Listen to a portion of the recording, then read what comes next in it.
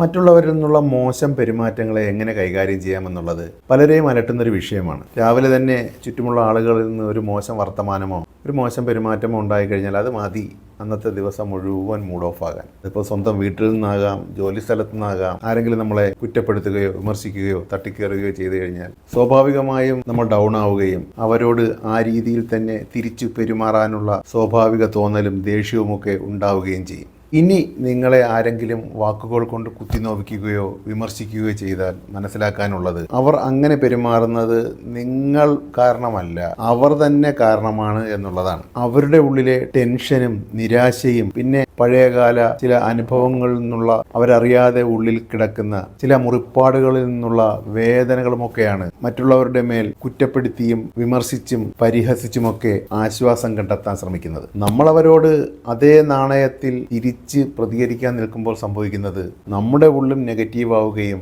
നമ്മളും താണു പോവുകയും ചെയ്യുമെന്നുള്ളതാണ്. അതുകൊണ്ട് ഇനി ആരെങ്കിലും ഒരു കാര്യവുമില്ലാതെ പരുഷമായി പെരുമാറിയാൽ നമുക്കവരോട് ദേഷ്യമല്ല തോന്നേണ്ടത്, മറിച്ച് സ്നേഹവും സഹതാപവുമാണ്. അവർ സത്യത്തിൽ നല്ല ആളുകളാണ്. അവരുടെ ഉള്ളിലെ വേദനയും ടെൻഷനുമൊക്കെയാണ് അവർ ഈ ദേഷ്യമായി പ്രകടിപ്പിക്കുന്നത് എന്ന് ചിന്തിച്ച് അനുകമ്പ തോന്നി തുടങ്ങുന്ന നിമിഷം മുതൽ നമ്മൾ ഉള്ളുകൊണ്ട് ഉയരുകയും ഈ പ്രപഞ്ചശക്തിയുടെ മുന്നിൽ വലിയ ആളുകളായി മാറാൻ തുടങ്ങുകയും ചെയ്യും എന്നുള്ളതാണ്.